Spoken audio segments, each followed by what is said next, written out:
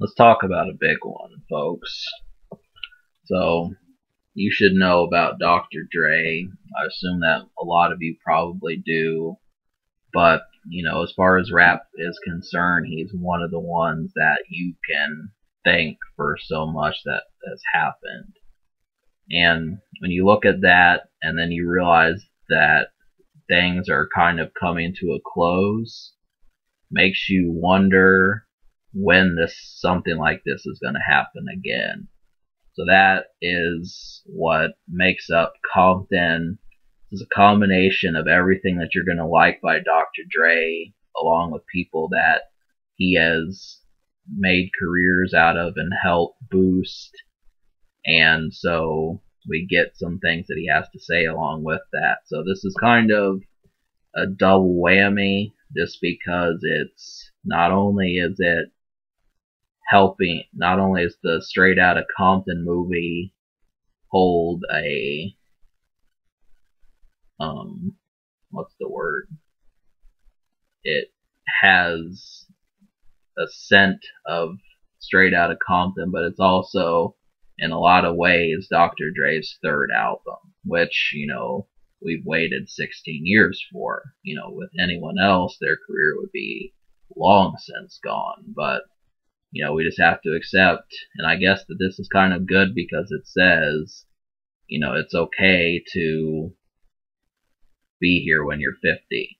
So, that's something to look at. But, so I like this record, but the strange part about it was that it is an album that does not have the immediate hook you in feel that the Chronic does.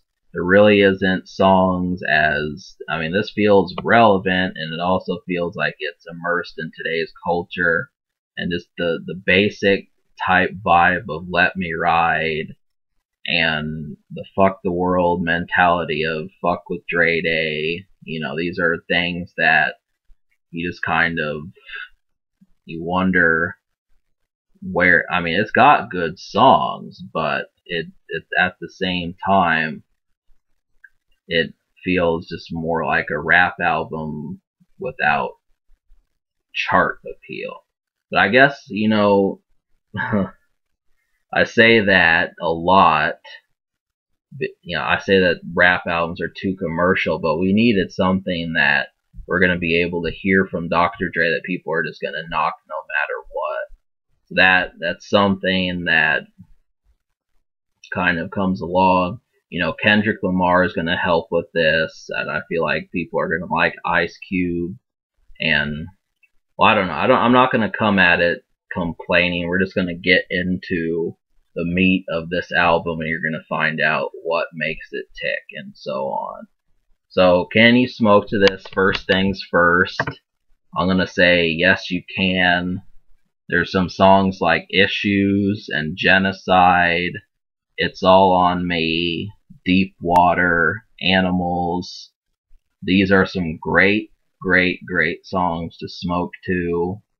And I'd probably say Dark Side. The Dark Side half of song number 6 is another good one. And then For the Love of Money. These are all great songs to, do that. But you got to keep in mind that it feels as if it's not based, it doesn't feel like it's part of a Chronic trilogy. The first two seem that way, but this one feels as if it's just a Dr. Dre album. It doesn't feel as weed themed. So, let's see, the production. Now this is kind of the thing.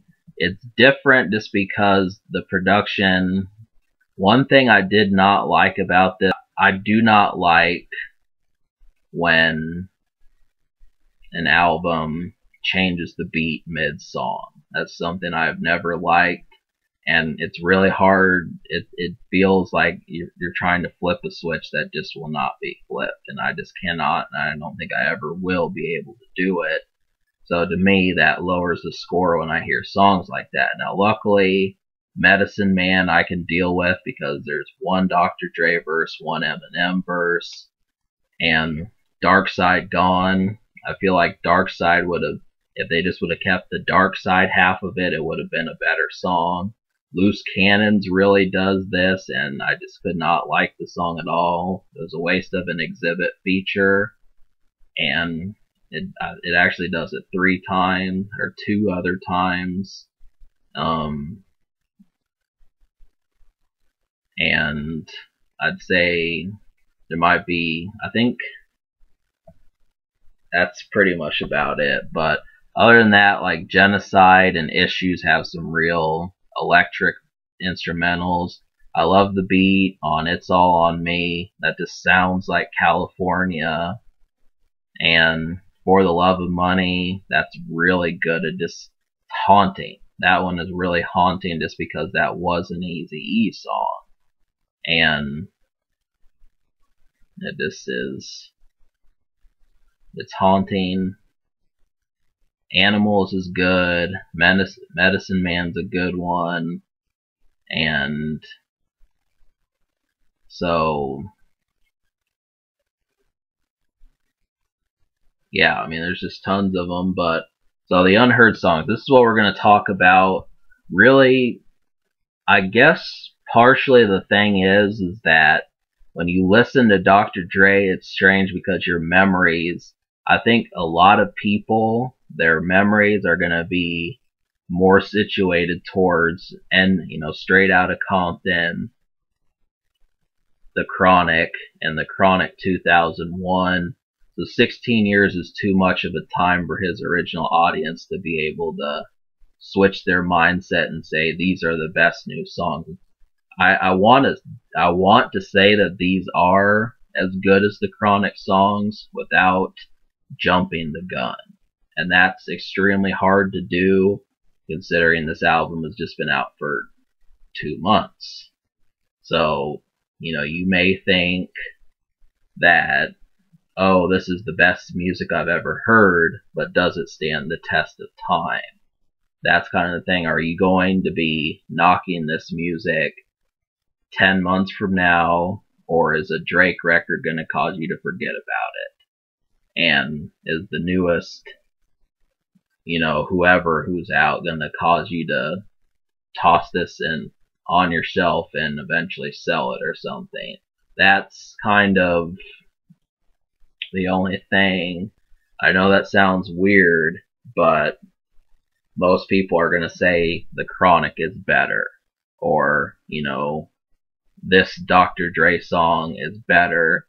And then on top of that, just due to the fact that it doesn't really have radio songs on here, it's just going to be real hard to get that third pillar up that proves that 3 classics. So that's a tough one, but I think I may end up doing, as this channel grows, I will do a future thing on this and see how it's holding up with me.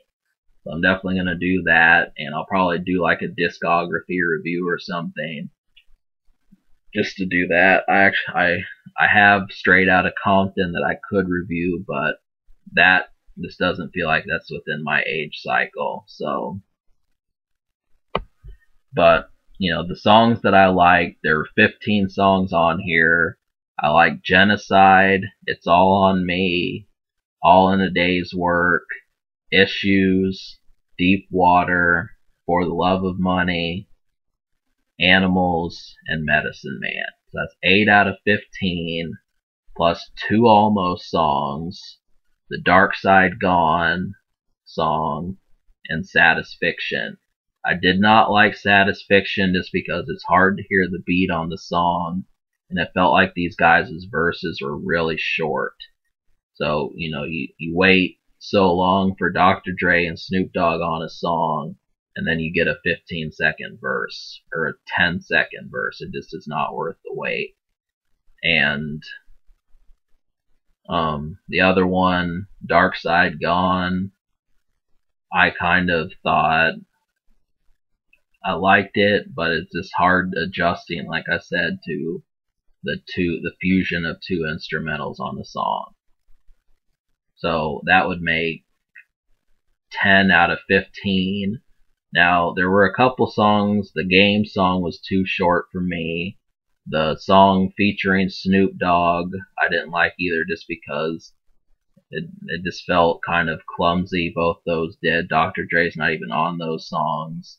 That would really narrow it down to 13. And, Talking to My Diary, and I Told You Why I Don't Like Loose Cannon. So the only other songs would be the immediate intro, the first song you hear after the intro, and Talking to My Diary. Now these are basically intro song and outro song, which explains, I do not, this is an extra from Dr. Dre. So that's what you have. Now, really, I suppose I will probably give this, seeing as I like 10, or I like 8 out of 13, and then plus the 2, and I'm just going to give it a 9. I'm going to give it an 8.5 to a 9, and me thinking that I may like Satisfaction, I'll just give it a 9, and I should give it a 10, but I'm going to give it a 9 just because of the reasons that bothered me with this album. And, plus, if we just would have had totally shattering beats, it's not that we didn't, but it just wasn't what I was expecting, which is a reversal of what makes most people like something, but that's just how I am. So, the future, I don't think there is one. Dr. Dre usually is on a couple verses a year, but you never know what he'll do. So just understand that he's 50, and he's not 40, he's not 35, he's not 45, he's going to be heading for 60 soon, so who knows if we're going to really want records any further. The social score, I'm going to give this a 8 social, because he's got the guests on here: Exhibit, Ice Cube, Snoop Dogg, Eminem, Kendrick a handful of times, but it just does not feel like the Dr. Dre album that lasts for 3 years. Obviously, usually Dr. Dre albums have an effect that they change your mindset, but it's too early to tell.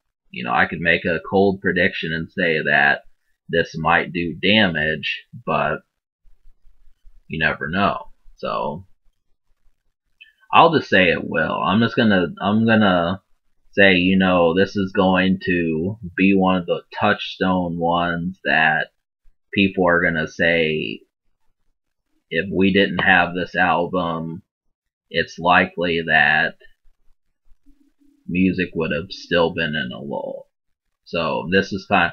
I don't see it as groundbreaking. I just see it as something that wakes people up and says it's still kicking.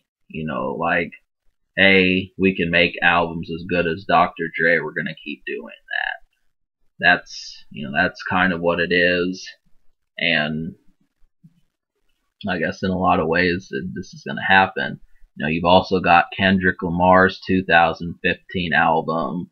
So you got plenty more. Just the next few years are going to be exciting. So, can it be topped? Not likely, but once again, Dr. Dre's 3 albums, you need to take a look at these. So, I give this album a 9 and an 8 social. Subscribe for more fun.